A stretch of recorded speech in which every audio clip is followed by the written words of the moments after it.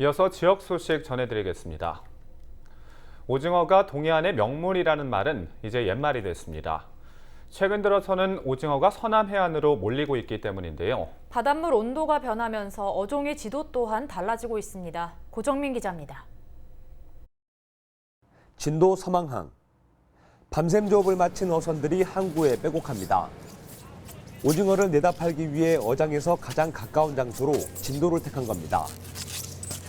요즘 오징어 잡이 배들은 보시는 것처럼 동해안이 아닌 이곳 남해와 서해 쪽에 몰려들고 있습니다. 오징어가 난대성 어종인 탓에 바닷물 온도가 낮은 동해안 대신 이 서남해안 쪽에 어장이 형성되고 있기 때문입니다. 신진도 어청도 앞에 거기 나고 여기 만제도 여기 나고 또 제주도 쪽이 나고 마리 수술 같으면은 한 2,000마리 정도 일찍이 났다고. 오징어 상자가 차곡차곡 쌓일 때마다 위판장도 덩달아 분주해집니다. 29,000원. 오징어를 사기 위해 몰려든 상인들과 관광객들 때문에 작은 항구는 경매 열기로 시끌벅적합니다.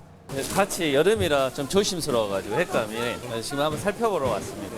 너무 싱싱하니 너무 좋은 것 같네요. 당장 먹고 싶네요.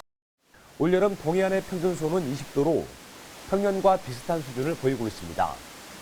반면 진도, 조도나 제주, 추자도 해역은 수온이 24도를 웃돌면서 오징어가 서식하기에 적합한 환경을 갖추고 있습니다. 특히 오징어 먹이가 서남해안에 밀집된 점도 어장 형성에 도움을 주고 있습니다.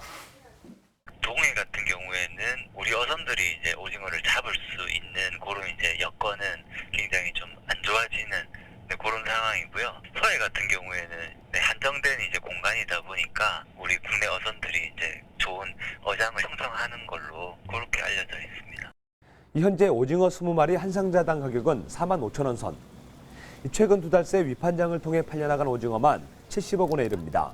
하루에 한 2억 5천에서 한 3억 정도 입항이 되고 있고요. 그래서 현재까지 한 70억 정도 입항이 됐습니다. 앞으로 이 전망대로 갔을 경우는 한 100억대는 되지 않을까 그렇게 생각하고 있습니다. 요즘 동해안은 조업 부진으로 오징어가 금징어로 불리고 있는 게 현실. 반면 서남해안은 오징어 잡이배만 하루 많게는 600여 척이 몰려들 만큼 오징어가 황금어장을 이루고 있어 분주한 여름을 보내고 있습니다. 헬로티비 뉴스 고정민입니다.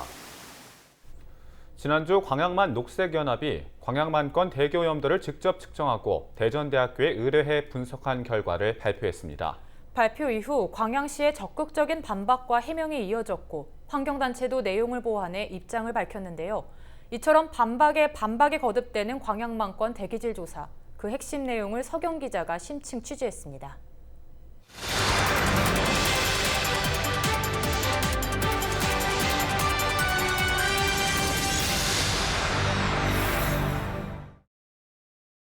광양과 순천, 여수, 경남 하동, 남해까지 광양만권의 대기질을 확인한 환경단체 조사 결과가 논란의 중심에 섰습니다. 환경단체는 포스코 광양제철소의 고로 재송풍 작업 날짜에 맞춰 미세먼지를 분석했는데 여수 묘도의 초미세먼지 수치가 기준치를 넘어 초당 제곱미터당 90 마이크로그램까지 치솟았고 5월 23일에는 경남 하동 지역에 초당 제곱미터당 77 마이크로그램, 24일에는 여수 묘도, 경남 하동, 남해 모두 기준치를 상회했다고 발표했습니다.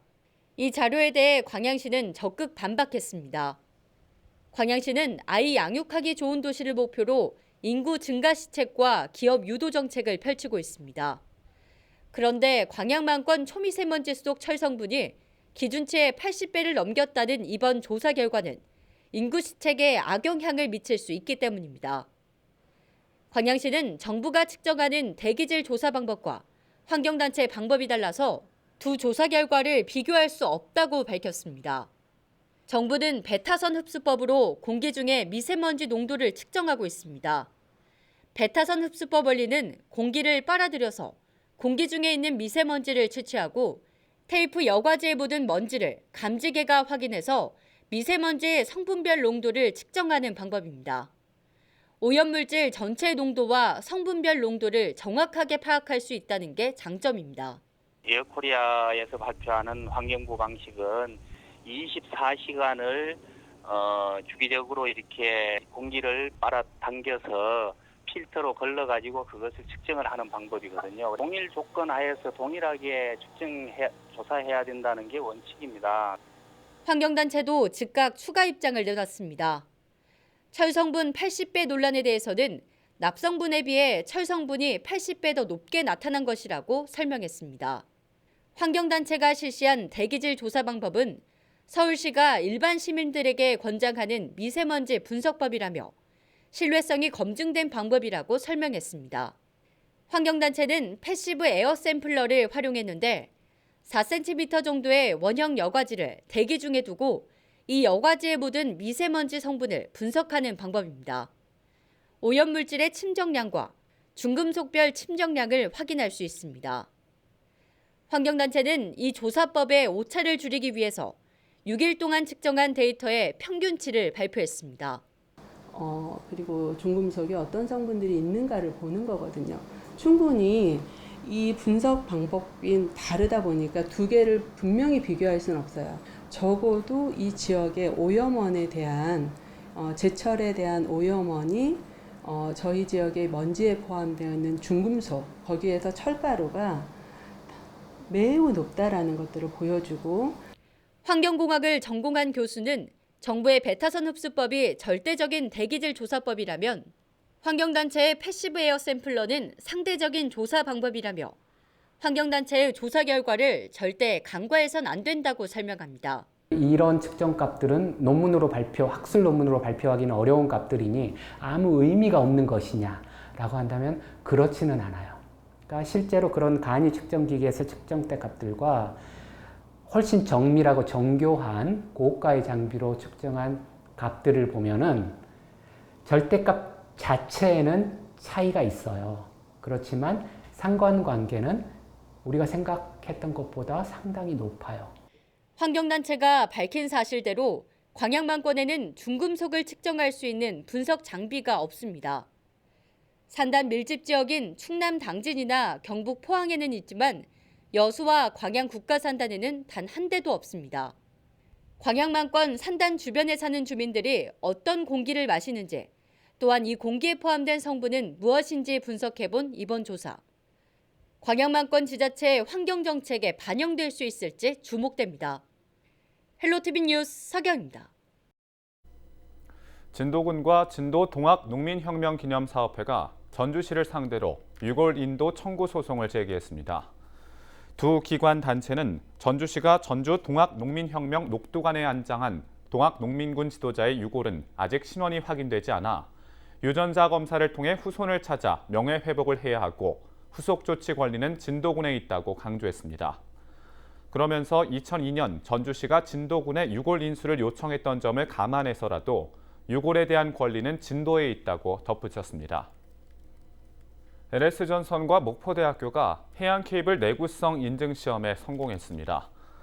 목포대학교 해양케이블 시험연구센터는 최근 케이블 관련 기업과 함께 국내 최초로 개발이 추진되고 있는 다이나믹 파워 케이블을 노르웨이 성급협회가 참여한 가운데 시험을 진행한 결과 공인 입회 성적서를 받았습니다. 그동안 우리나라는 설비 부족으로 해양 케이블 인장 시험을 해외 연구기관에 의뢰해야 하는 불편함을 겪었습니다.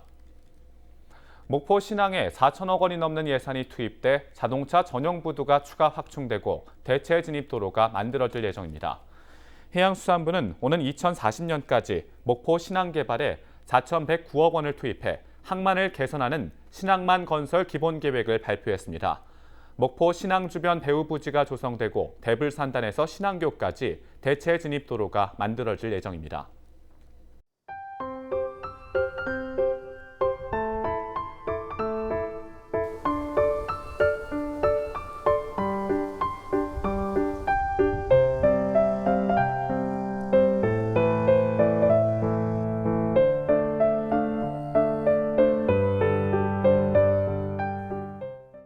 이상으로 헬로티비 뉴스를 마칩니다. 저희는 언제나 지역 주민 여러분 곁에 있겠습니다. 고맙습니다.